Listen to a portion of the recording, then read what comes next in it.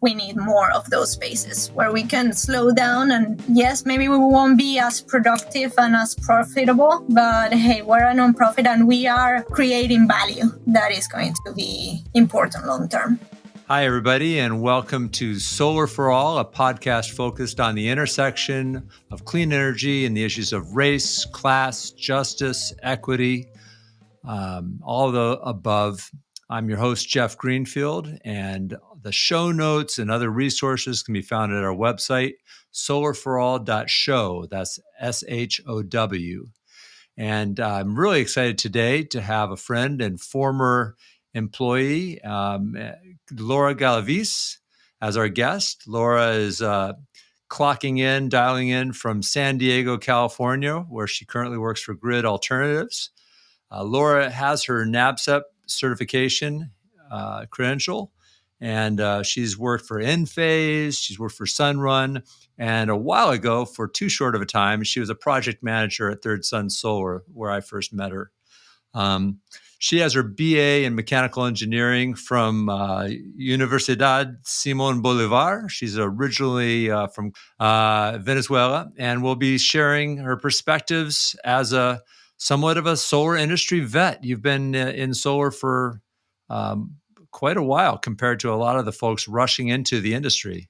Now, many of us in the industry are very familiar with grid alternatives, but it's likely that some of our listeners are not. Could you give a quick overview of grid? Sure.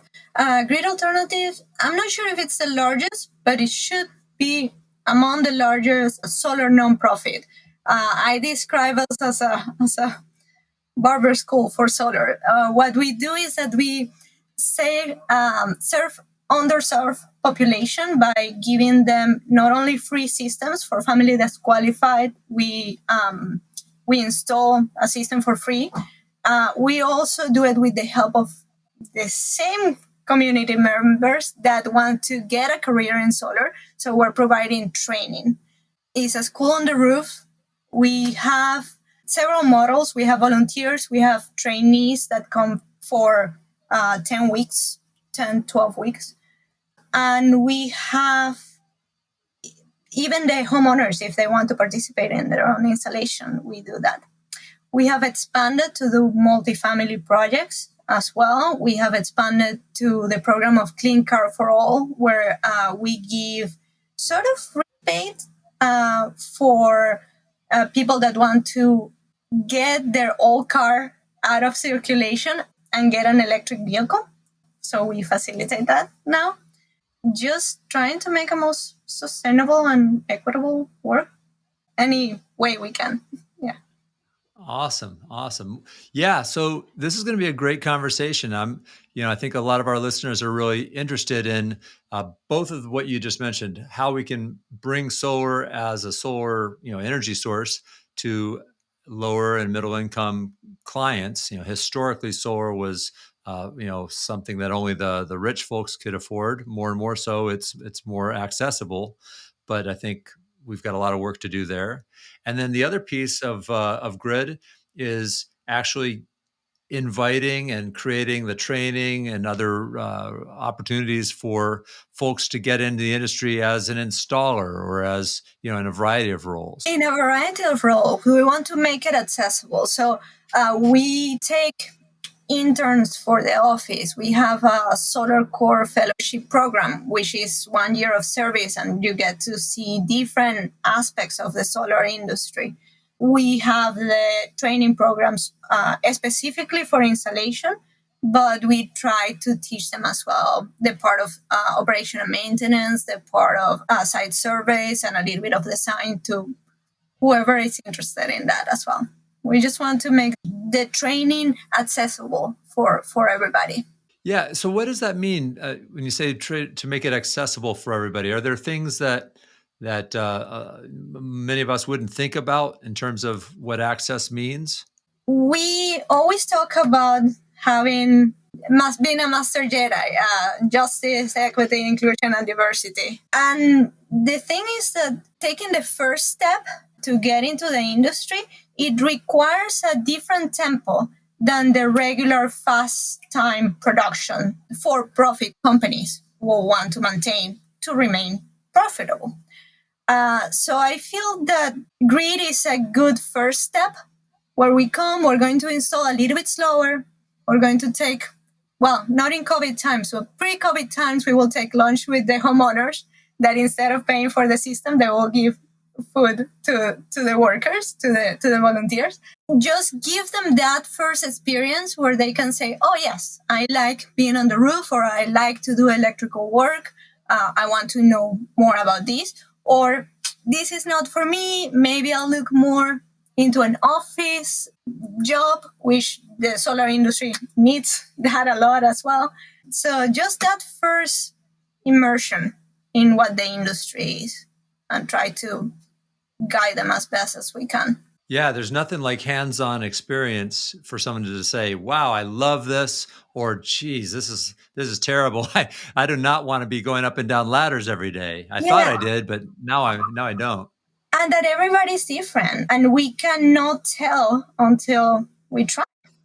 I graduated as an engineer. I wanted to do something in renewable energy, specifically in solar, but it wasn't until I got on a roof that I say, okay, I want to be on the construction side. I had done internships on sales, and it wasn't quite my alley. I realized I need to be on a roof. I need to be active, and that's what makes me happy. And even though I'm 5'1" and 125 pounds, I'm good as a construction worker. It turns out that I can do it. You know you're good as a construction worker, but I bet you a lot of folks look at you and make a judgment, or they look at you and make some assumptions. I mean, you've probably had to deal with that for a long time. And even myself, I didn't know I was good as a construction worker. I had to try it. I was going, and actually that's why I study engineering, because I'm thinking, oh, I like playing with Legos. I like figuring out how things go together. But it was always on an intellectual aspect, like, let's design something. At the beginning, I thought that I wanted to be a solar designer until I tried. And turns out I don't like to be in front of a computer for a long time, but I love being at an install. And luckily, I didn't get that much pushback. Grid was an open space where we will give you a chance no matter how you look, no matter where you're coming from. So that's what I mean with having these accessible to everybody. I like it. And that's, I think what will make our industry more successful, in my opinion, we need to have everybody involved. We need to have, if we're going to have all the solar modules installed on the timeline that we need, we can't just expect to do it only with, white men between the ages of X and Y, but we need to broaden it and be more inclusive. But I think it's hard. I think it's hard for a woman. I think it's hard for a person of color. Maybe if you're queer or non-binary, you've got some kind of construction industry stereotypes. That the stereotype is that the construction industry is filled with racist, sexist, old school folks that are non-inclusive. And that's probably true more often true too often. But it sounds like Grid has broken that mold and has proven that they can be more inclusive and welcoming. Yeah, we definitely can. And I don't want to be too optimistic, but I believe that we just need to have that space for that first chance. Because in my experience, once I had a few installations under my belt, it was easier for me to assert myself on a construction site. So any comments wouldn't hit as hard. Versus when I'm starting, if I found that type of oh, you don't fit the mold, you don't look like a construction worker, I will believe it myself. Making that space to take the first dip into the pool in a safe way. That's what I think we need more of, those spaces where we can slow down and yes, maybe we won't be as productive and as profitable, but hey, we're a nonprofit and we are creating value that is going to be important long term. Yeah, well, you're churning out trained or experienced techs. So just like you said, you've got someone who thinks that they might like it. They come in, they do some installs. Um, is it more often than not that these folks will then move on and stay in the industry and work for another company? Do you have any kind of do you stay in touch with some of the people that came through your program? I wish I could show you right across the booth. There's a wall of the trainees that have gotten jobs in the industry. And at my previous job at Sunrun, I worked with a few of those trainees, and it was really nice to see how they have evolved. We have previous volunteers, or as you call it one time, grid alumni, working at Tesla, Sunrun, smaller companies like Semper Solaris, you name it, and some of them that have created their own companies. Oh, wow. That's great. Those are great success stories. And that probably, is part of the reason why there's a big demand for people that wanting to get into the grid program. Yeah, and that's why I keep coming back, because to be able to help people in their development sustain me. It fuels me. I can sense the pride and satisfaction and your heart coming through the long distance internet here between your side of the country and ours. So you mentioned a bunch of programs. Grid is nationally and maybe even internationally. I don't know if they're doing overseas stuff yet. And I know they're also doing some programs on some native lands. Tell us a little bit more about some of the things that Grid's doing that we might not know about. Yeah, and I should put an asterisk here, a little disclaimer. I'm part of Grid San Diego Construction, Grid Alternative San Diego Construction. So it's very specific. But Grid have, I believe, 10 offices across California. We have an office in Colorado, another one in Washington. We have done installations in places like Chicago and Austin, Texas. We also have our tribal office that do any reservation. They're always traveling. Mostly Navajo land is so extensive, and they do a lot of off-grid projects there because it's more remote communities, and it's a beautiful job that they're doing. And we have the international team that we install in Nicaragua, Nepal, and Mexico. Wow, pretty amazing. Pretty amazing. Well, we're going to have details in the show notes for people that want to learn more about Grid or to support their work. They are a nonprofit, and like most nonprofits, they're always looking for support. And hopefully, we'll be able to make those connections. One of the questions that people might have is, what kind of technical issues would there be with a volunteer or a trainee installing solar? How do you ensure that the product that gets installed is safe and performs well? Yeah, we go slower and we have supervision. So my role is solar installation supervisor. So it's not only to train, it's to go and make sure that everything it's in its place. We also, we have different opinions. We install Enphase, which is one of our sponsors, and I feel that it's a safer equipment. So it also makes it easier. Once they're a little bit more advanced, we can take them to some of our string inverters installations, which we also do, and even off grid. Basically, we go slow, verified on our safety speech, on our 4-page safety speech that we read every morning when we have volunteers and when we don't as well. We say, accept that mistakes are part of the process, of the learning process.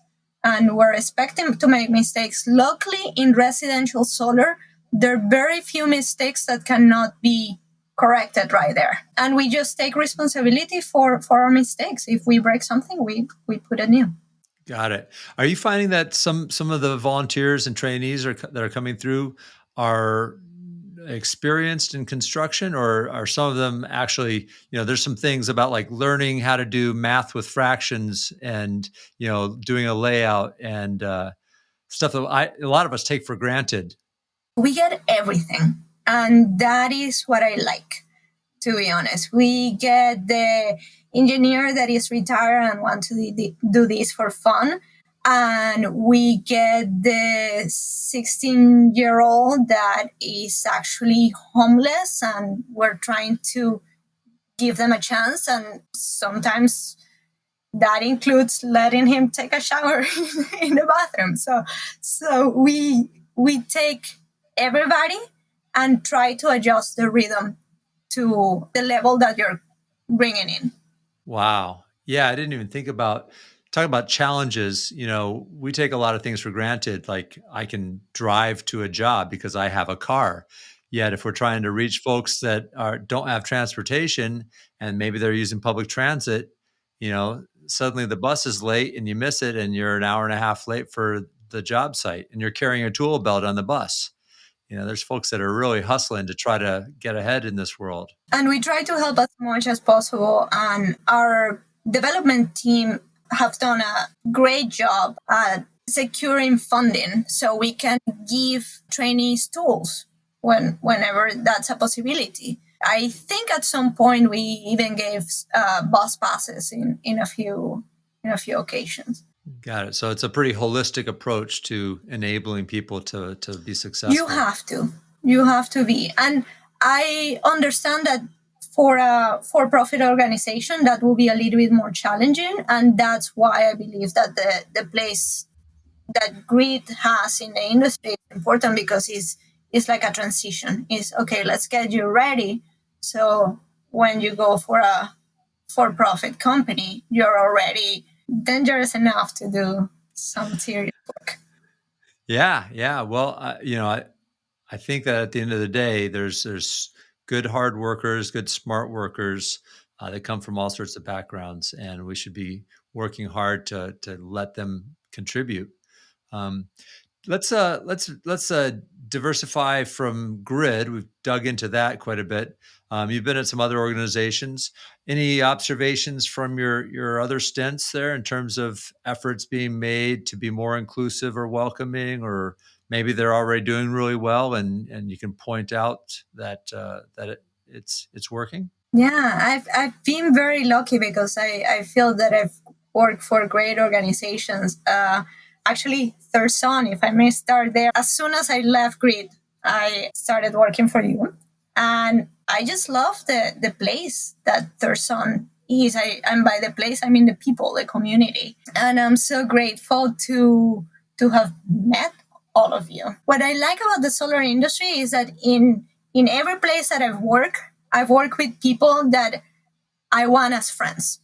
That is the sort of people that I'll be happy. Doesn't matter that I've seen you the entire week. I'll be happy to go hiking with you on the weekend, because it's good people. There's a bunch of good-hearted, passionate people that are doing this because they believe it's making the world a better place. The rhythm is different depending on the size of the company, of course. Enphase and Sunrun, they were bigger companies, so it's fast paced. Super intelligent people, especially at Enphase. I'm completely biased. I still love the company. I'm more of a slow pace, so the grid is a better fit for me right now. I have not found big roadblocks. After I decided I wanted to be in construction, I've always found an ally in each company that I've worked on. So that makes me optimistic. I think it's just a matter of looking for your ally and trying to do the best job that you can. Interesting. Tell me a little bit more, or maybe some of our readers that are thinking about their solar careers or how to break into solar. What do you mean by an ally? An ally is the person that treats you as a human being, despite how you look, despite how you sound, and is just going to give you not only opportunities, but it's also going to hold you accountable. Yeah, this is the expectation of the job. Go do it. Yeah, it just gives you the space to perform in what you need to, whatever your field is.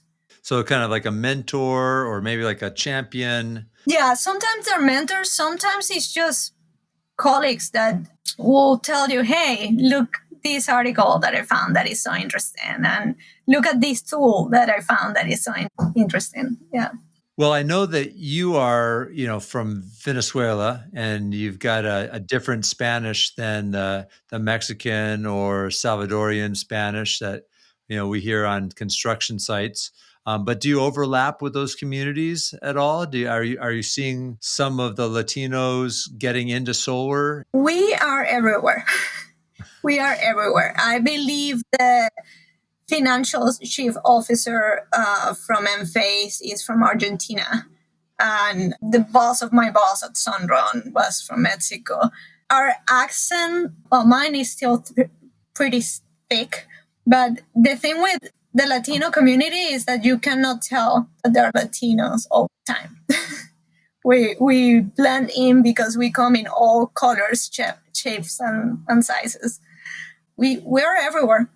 I haven't felt that we're underrepresented in the solar industry. Yeah, well, that's great to hear, and it's great to hear that it's not just folks that are carrying modules up ladders, but also the chief financial officer and so some other folks in those kinds of positions as well. We have our own issues, of course, that we are not necessarily helping each other as Latinos all the time, and maybe we should do that a little bit more. That's interesting to hear. I think, if we all helped each other as humans, we'd be better off, but that's not happening enough. And then, within, certain social groups, that has led to a lot of practice is that solidarity and mutual support and just the psychological support of knowing that, someone's not alone. They've got brothers and sisters that can help in the hard times. Yeah, definitely. Because there are going to be hard times all the time. That there's some groups that are forming, like Black energy professionals and then women in solar energy. I Yeah. don't know if there's a Latin, Latino, Latinx focused group yet. I know Sunrun has an internal group like that. Outside of Sunrun, I'm not aware of any. There's things like the Hispanic Chamber of Commerce in Cincinnati, for example, but it's not specific to the solar industry. Well, what was the group within Sunrun like? Was that just kind of a collaboration and support? Was it more cultural and social, or was it more about issues It's and part advocacy? of their equity, inclusion, and diversity program. They actually have, they call it ERD groups. They have different types, and one of them is the Latinx. One of the best practices that I think many of us are learning about is that people can feel alone or unsupported. Maybe not based on what a company is doing, but based on their experience, in society and as a new person in that company. It's not just trying to recruit and give a job offer to somebody, but then once they're an employee, to make sure that they feel like they're contributing, that they're valued, and that any issues that they might have don't lead to them leaving. Because, gosh, especially now, we need employees at every level, and it's so expensive to find a good employee and then train a good employee. The last thing you want to do is lose a good employee. I think that sounds good that Sunrun's doing well on that.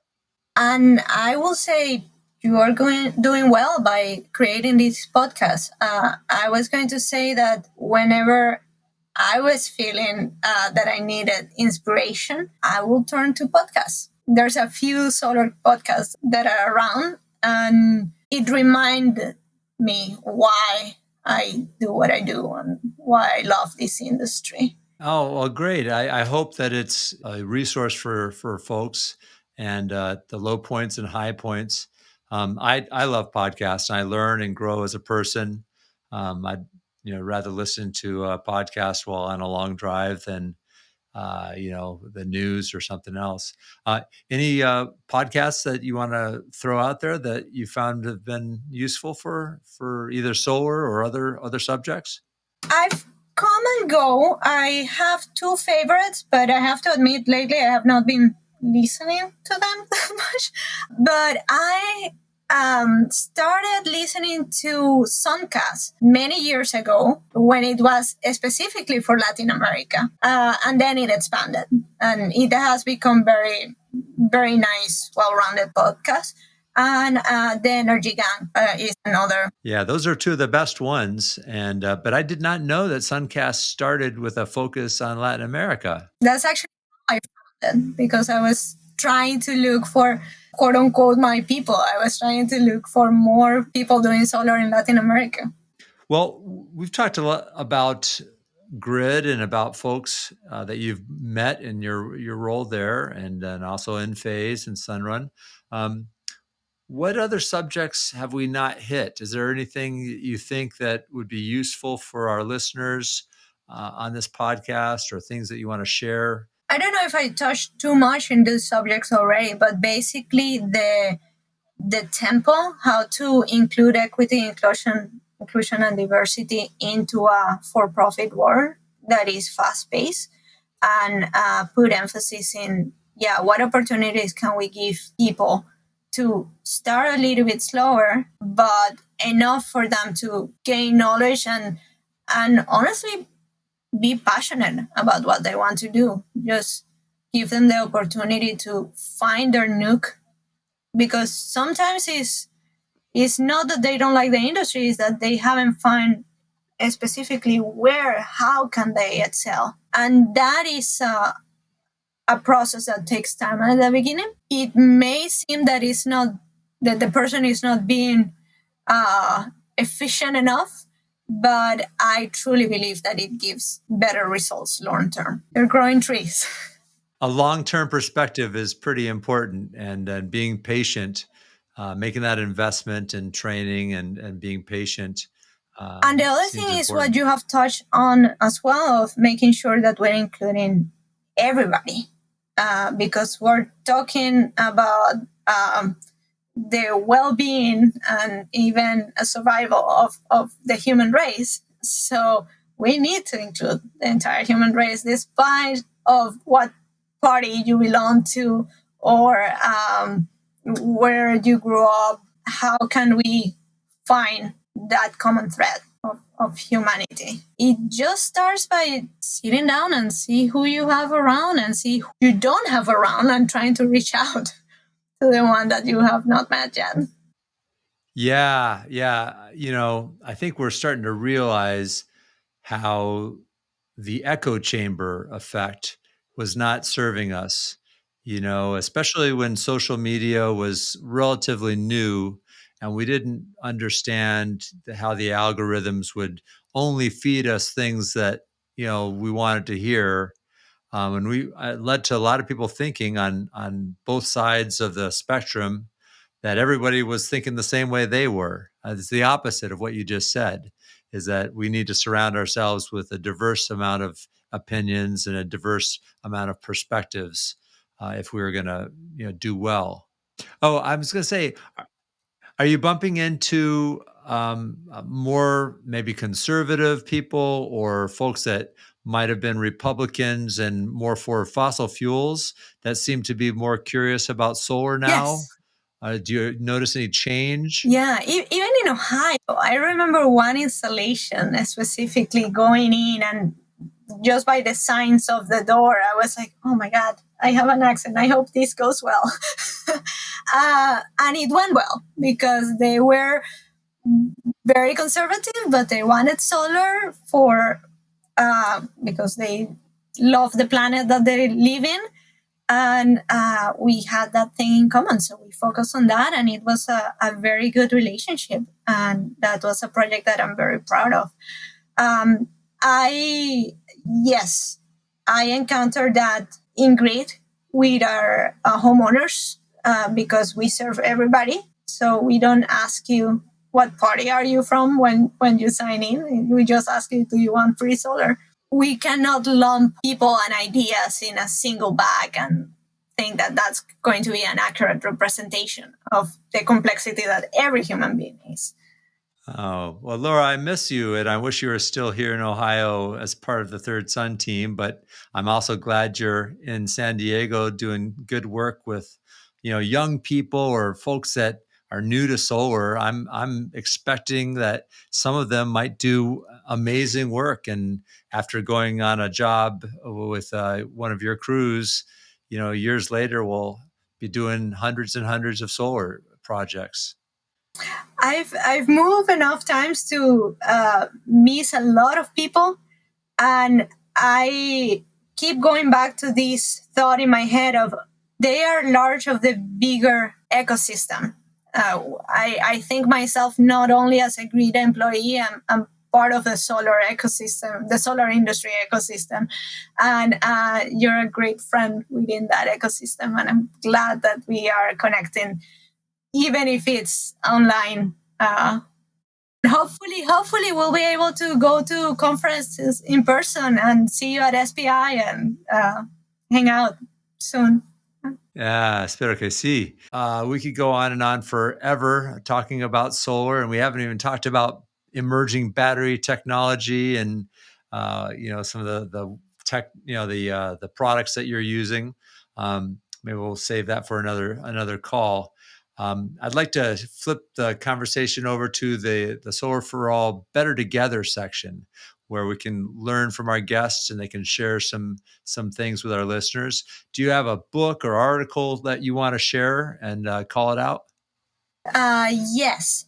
Because we were talking about equity, inclusion, and diversity a lot, I recently read an article. It's called My Role in a Social Change Ecosystem, mid-year check-in. And this came out around the time of Black Lives Matter protests. And it was good because I'm particularly not a militant, but I want a fair and just world. So how do I fit in that ecosystem? Everybody has a way of connecting and making the situation better. So that was a good article that I would recommend people that are trying to figure out how can they fit in this joint effort of making our future sustainable. Awesome. Thank you. We'll have the link to that article in our show notes, or you could just look it up in the internet world. Sounds like it was useful for you to help you, navigate your role in this world of ours. Is there a piece of advice or wisdom that you want to pass along that maybe has been useful for you in the past? Yeah, there was a quote the Enphase headquarters, like a big frame that said, "Be here now." I just put it on my desk. Enjoy what you're doing right now. Focus on what you're doing right now. Breathe and enjoy the present because that's the only real moment. And I love that I saw it at a fast pace, my corporate job. So it was a good place to find it. That sounds inspiring. That's great. How about music? That's one of the things that helps me, along with podcasts, get through the challenging times and celebrate the good times. So we're putting together the Better Together 1+1 playlist, and it's available on Pandora and Apple and Spotify. And we're all building it together, just like we're building the solar industry. So there's your chance to nominate some songs for the playlist, Laura. You got an old favorite, a standby classic? Yes, I'm excited about this one. I want to nominate "Here Comes the Sun" from George Harrison. All right, very solar appropriate. Love it. And then how about something new that our readers may not have heard before? Being true to my Latin heritage, I want to recommend Natalia Doco. She has a song called Respira, which means breathe. And the song is part French, part Spanish. And yeah, it's a good meditation in a song, if you will. Well, this is great. We'll be put those on our playlists and are glad that you're contributing. You're part of our Solar for All family. And again, thank you for that. And thank you for your time today. And thank you for all the work you're doing at Grid and the other roles you've had in the solar industry. We appreciate My pleasure. you. Thank you. It has been fun. We want to thank our sponsor, Third Sun Solar, and also thank you, our listeners. You are part of our family, and we need your help to spread the word. Get this pod out there, share it in your socials, invite some friends to listen in. The show notes are all at solarforall.show. And if we're going to be successful as we address climate change and social change, we need to work together. And that's what the show is all about. So keep up the good work out there, Laura. Thank you. Good to talk with you. Until next time.